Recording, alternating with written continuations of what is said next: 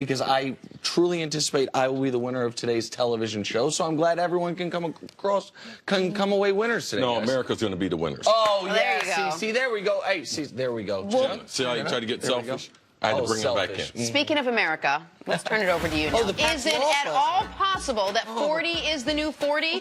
Tom Brady struggled last night. He threw for just 233 yards and 2 interceptions in a 27-20 loss to Miami. The big set that stuck out after this one, Pat's failing to convert a third down the entire game. New England now falls to 10-3. They're now in second place in the AFC. Here is Tom Brady after a disappointing loss. I don't think there's any magic, potion or anything to take to come down and win. We just didn't play good and got behind and tried to battle back and just couldn't do it. So it's just a bad night. I wish we played better, but we didn't, and we got to move on and try to play a lot better next week. So that's what we'll talk about today. Was it a bad night or the start of something else to come? But, CeCe, let me start with this. What went wrong for New England last night? It was very odd because they were a different team. Now, the thing we have to remember or try to look back on is New England has struggled in Miami for a long time. For what reason? I don't know. It's not as if, they go down there 2 nights before Belichick takes everyone to South Beach. They go to the Versace Mansion. Yeah, go to my man Cafe Monterano there in Fort Lauderdale. No, but the Dolphins, and the thing that was so intriguing to me was I wonder why more teams in the AFC East don't give New England trouble in their own building like Miami does over the last 15 years. So Brady has struggled there. I would say besides Denver, this has been his toughest place to play. And the results, they speak for themselves. They couldn't get into a rhythm. And there's one thing that I've been watching the last couple of weeks. In the last couple of weeks, Brady's missed some time practicing. Now, last night he had another one of his receivers, Hogan, who was activated after missing several games. So I didn't see the in-sync passing game that I saw earlier in the year. In the back of my mind, Brady's missed more practice time in the last 2 or 3 weeks. He's been taking a day. We call that a senior day. All right, the older guys on the team, typically the coaching staff, will pick a Wednesday, week 14, 15, 16, to give that guy an extra day to recover. So I'm starting to see that. When they can't pick up third downs, this football team, they can't be great. Because that's what they've prided themselves on year after year after year. Getting off the field on third down, which they couldn't do with Cutler, and converting third downs on offense, no matter how they do it. If that being in Brady's first part of his career, that means running the ball, however they might be able to convert, or now throwing the ball all over the place. So those are things that really concern me. And this could be a trend.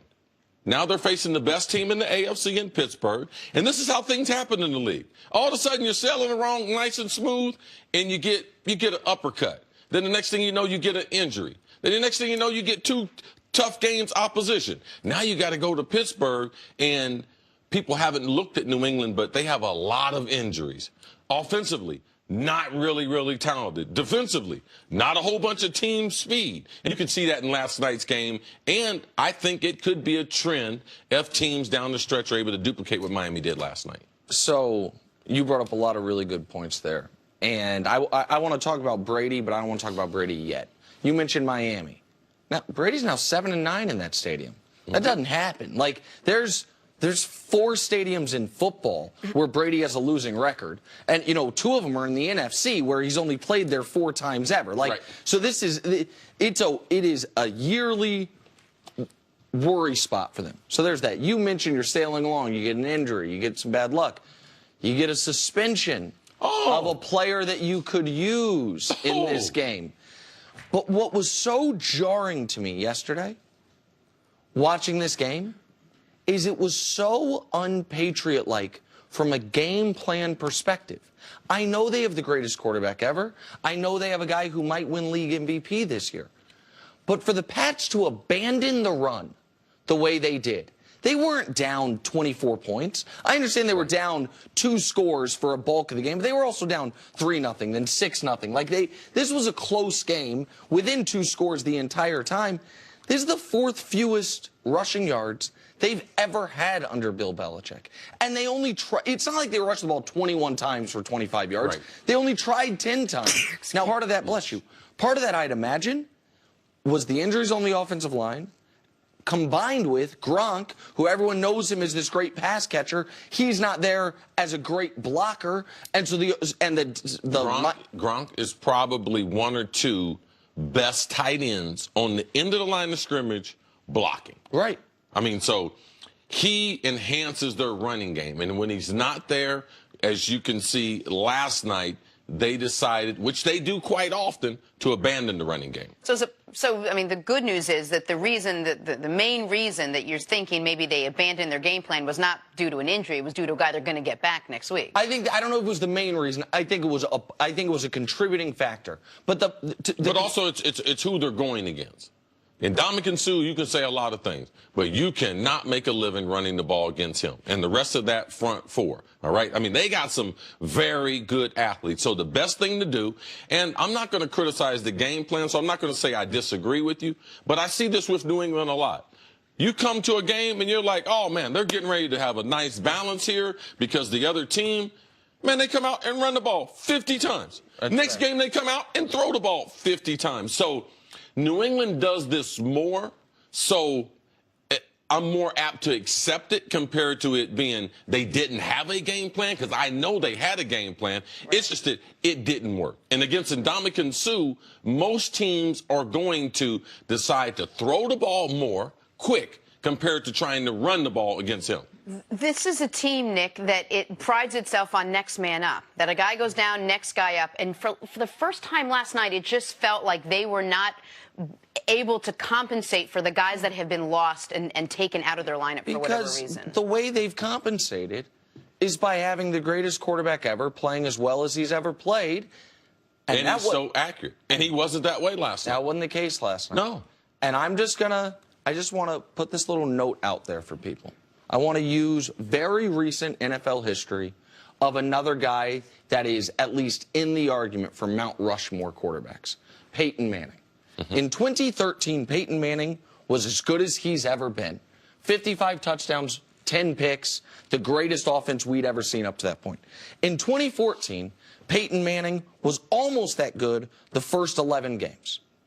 And then the last 5 games, you saw the cracks in the armor. 5 touchdowns, 6 picks, a 79 rating, a terrible playoff game. And in 2015, he was finished. Done. Benched, injured, awful. In 2016, Tom Brady was as good as we've ever seen him. This year, through 10 games, was almost as good as last year. Last week, we saw a little creak. Yesterday, last night, was as poorly as we've seen him play in a decade.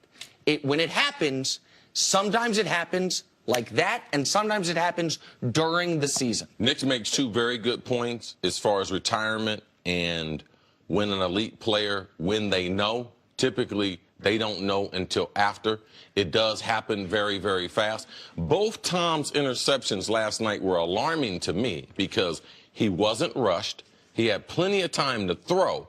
And of all things, he underthrew 2 deep balls that he's not rushed here. There's no one at his feet. He underthrows that. That's a post corner route.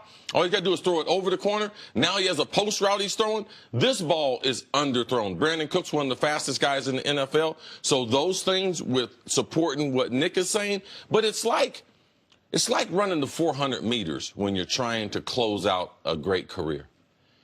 They say it fictitiously that the gorilla is waiting around that pole vault pit around the 300-yard mark. And that jumps on your back, and you have to try to run and keep your form to get to the finish line. And it's the same way in pro sports. Like, you don't know when it's going to happen. And I'm not going to say that last night will lead to Tom Brady like Peyton Manning, but there will be a day. Sure. So there will be a game in a series of games like this that lead to Brady finally saying, you know something, it's time for me to move on. 100% agree. But if you'll allow me to just play devil's advocate for a second, we all sat here the first 2 weeks of the season. We noticed kinks in the armor of Mr. Tom Brady, and we all said he's starting to look his age. He's starting to play his age. Could this be the end? And he turned around, rattled off 8 straight games where he could have been in contention for MVP. Well, he is the MVP of the league. Right now, he will be the MVP. So it's possible this could be one game and we're all made fun of next week when he comes back and bounces back. It is possible, but I do see your point. No, Jenna, I think what you're saying, it's not just that it's possible. I think it is the conventional wisdom. Yes. This was just a bad game. Right. And so I get that entirely. I understand I am going further than out on a limb here. But if you remember last season, CC, you mentioned the 400 meters. Last season, Tom Brady only had to run 300 of them. That gorilla didn't have time jump on his back because he had a 4-game suspension. By the way, game 13, first playoff game, he was bad. Game 15 for 2.5 quarters, he was bad. My concern with Brady from the beginning of this year was in December, when the hits pile up, when you start to really feel 40. And yesterday, there was a moment early in the game yesterday where he didn't even get hit. No. But he did the Peyton. I see it coming. I'm out of here. Yes. Like, no. In the first quarter. I want nothing to do with this. And I admitted on Twitter, and people were like, that's the smart play. I'm not denying it's the smart play.